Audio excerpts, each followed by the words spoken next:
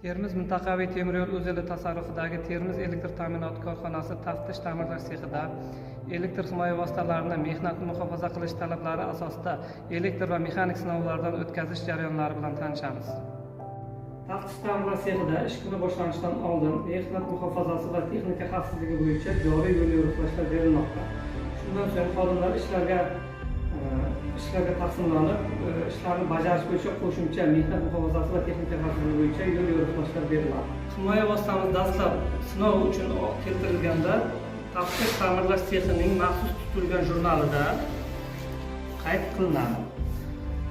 Himoya vositasining inventar nomeri, bugungi sana, ya'ni sinovdan o'tkazilish sanasi, keyingi sinovdan o'tkazilish sanasi, sinovning xulosasi va ushbu himoya vositasi kimga tegishli ekanligi ko'rsatilib, sinovdan o'tkazilgan xodim tomonidan imzo bilan tasdiqlanadi. Himoya vositamiz sinovdan o'tkazib bo'lingach, bayonnoma bilan rasmiylashtiriladi. Bayonnoma bilan sinovdan o'tkazilgan xodim rasmiylashtirilgandan so'ng maxsus birkalarga himoya vositasining inventar nomeri, bayonnoma nomeri, sinovdan o'tkazilgan sana, keyingi sinovdan o'tkazish sanasi qayd qilinadi. Shundan so'ng taftish ta'mirlash sexining tamg'asi muhri bosilib, jarayon yakuniga yetadi. Himoya vositalari shu tartibda sinovdan o'tkaziladi. Biz hozir sinov jarayonini ko'zdan kechiramiz birgalikda. Termiz temir yo'l elektr ta'minot korxonasi taftish ta'mirlash sexi laboratoriya stendi yonida turibmiz. Elektromontorlar, elektromexaniklar uchun 1000 kilovoltgacha bo'lgan kuchlanishlardagi elektr uskunalarda, havo liniyalarida ishlaganda asosiy himoya vositalaridan biri plastikutsa, ya'ni amburni elektr sinovdan o'tkazilishini ko'rib chiqamiz. Amburlar elektr sinovidan bir yilda bir marta 2 kilovolt kuchlanish ostida o'tkaziladi va amburning inventar nomeri, sinovdan o'tkazish bayonnoma nomeri, sinovdan o'tkazilish sanasi va keyingi sinovdan o'tkazish sanasi ko'rsatilgan birka amburimizga mahkamlab qo'yiladi. Demak, bizni hozir laboratoriya xodimimiz, elektromexanik UI1M elektr sinovlar uskunasida amburning elektr sinovdan o'tkazish jarayonini ko'rsatib beradi. Dastlab laboratoriya xodimimiz uskunani elektr ta'minotiga ulashdan oldin elektr uskunaga amburni maxsus joylashtirib oladi.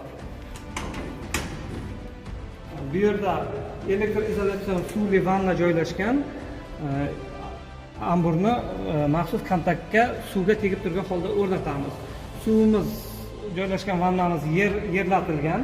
Shu bois uni 0 deb qabul qilamiz, kontaktlarni esa faza deb qabul qilamiz. Agar amburimizda izolyatsiya qismida o'tkazib yuboruvchi proboy bo'lsa, faza 0 ga o'tkazib yuboradi, qisqa tutashuv hosil bo'lib, uskuna o'zini o'zi o'chiradi va bu amburimiz brak ekanligi ayon bo'ladi. Demak, uskunani qopqog'ini yopamiz. Elektr ta'minotiga ulaymiz. Elektr energiya beramiz, yerlatgichlarni ulaymiz.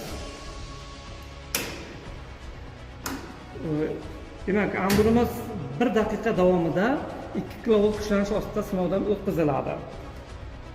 Demak, voltmetrimiz 2 kilovolt yetgungacha kuchlanish beramiz. Dastak yordamida.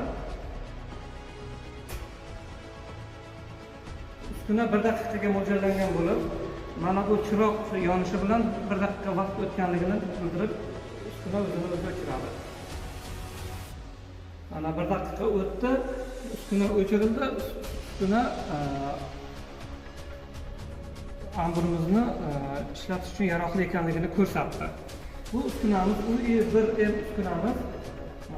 Ustanovka ispitaniya degan ma'noni anglatadi. Sinov uskunalari bunda shaxsiy va asosiy himoya vositalari sinovdan o'tkaziladi, shuningdek izolyatsion dastakli himoya vositalari, ambur, atverka, shuningdek dielektrik qo'lqop, botik, dielektrik kalishlar sinovdan o'tkaziladi. Mana elektr tarmog'idan uzamiz.